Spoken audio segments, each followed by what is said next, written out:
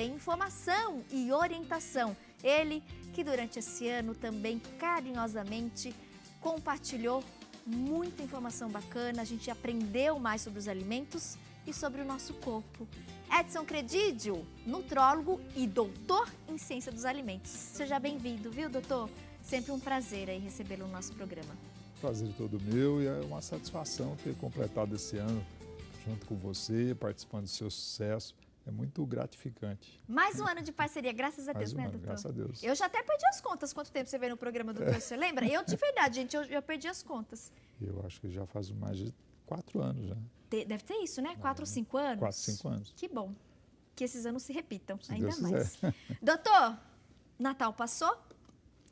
Na maioria das famílias, a comilança foi grande, né? Foi.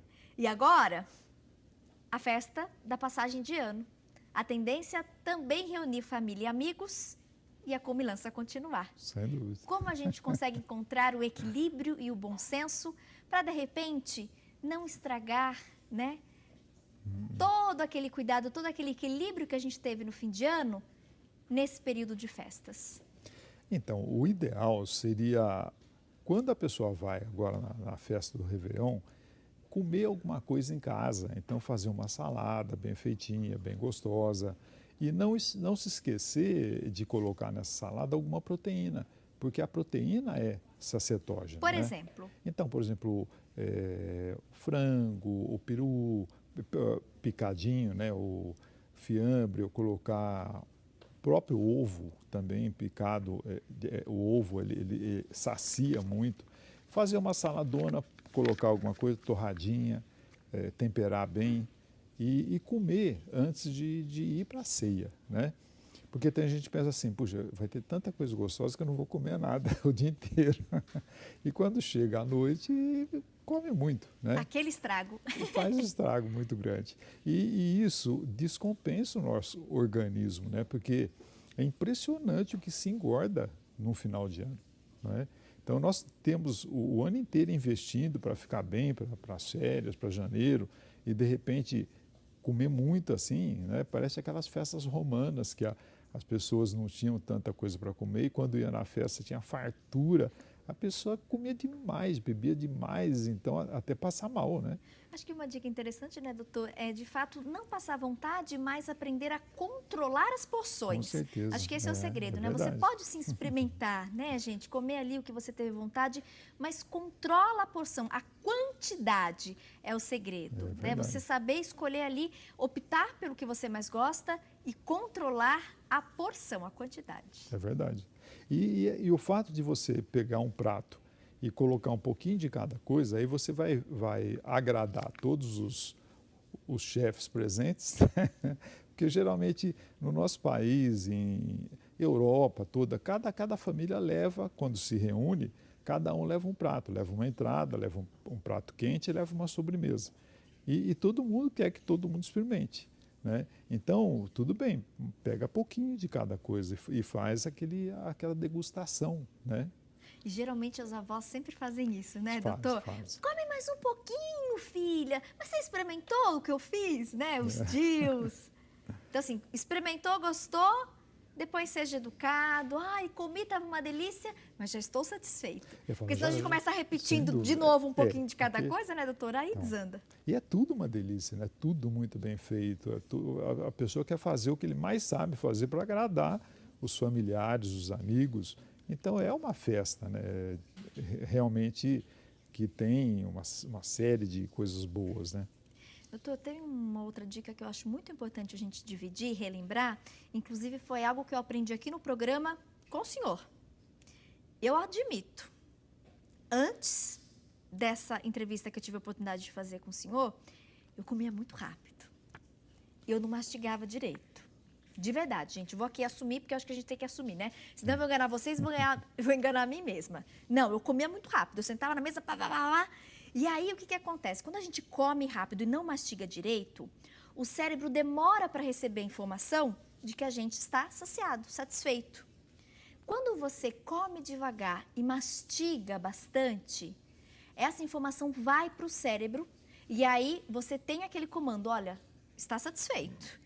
E aí você não fica desesperada querendo comer mais e vai comendo mais rápido e vai comendo mais e vai comendo mais rápido e aí a ganha de peso acaba sendo inevitável. Então, comer devagar e mastigar, quem tem o hábito de comer rápido, não é fácil, né? A gente mudar esse hábito, mas vale a pena, viu? Se esforça aí, porque eu me esforcei e consegui. E dá uma diferença tremenda, né, doutor?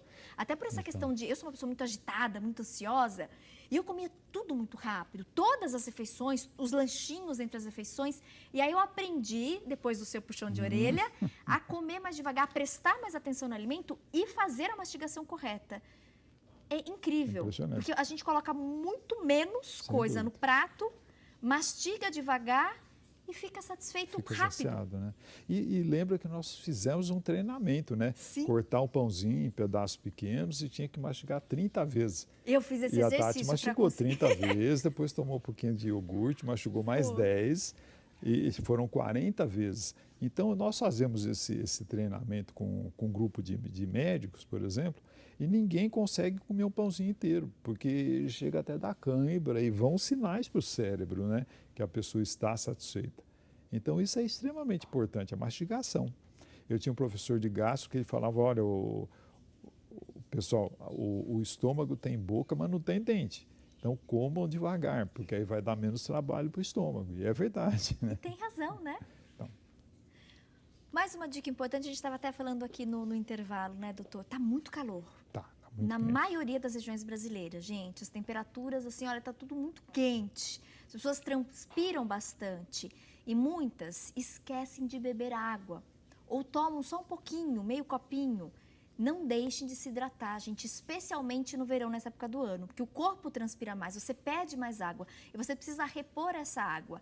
E a água é muito interessante, porque às vezes as pessoas, elas não estão com fome, elas estão com sede e não tomam água. E aí vai comer. Tem essa pegadinha, né, doutor? Às vezes a gente está com sede e vai comer achando que é fome. Não é fome, é sede. Se você se hidratar bem, você vai ver como vai diminuir aquela sensação de fome durante o dia. Outra coisa que eu aprendi no programa e vale a pena colocar em prática, tomar mais água durante o dia, né? E dividindo essas porções de água, porque daí você não vai ter mais, ai, tô morrendo de fome, Tati, vai, abre o armário, pega a primeira coisa que tem. E geralmente são as coisas mais fáceis, que são as mais calóricas, abre a geladeira, pega a primeira coisa que vê. Então, se você se hidrata bem, é muito interessante essa relação, como diminui aquela sua compulsão por comida. Verdade. E a água, ela é tida no nosso organismo como solvente universal, ou seja, ela participa de quase todas as reações orgânicas do nosso corpo. Então, a falta de água, ela leva a prejuízos internos. Além disso, a concentração de cristais na urina aumenta, proporcionando a formação de cálculos, né?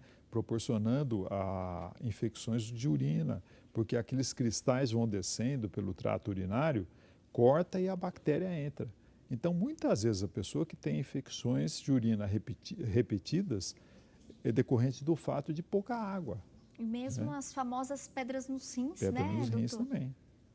Então, uma coisa que eu sugiro, por exemplo, se ficar em casa, pega uma jarra de 1 litro ou 2 litros e você vai ter que tomar aquela jarra é só sua. Ah, mas eu detesto água. Então faz o quê?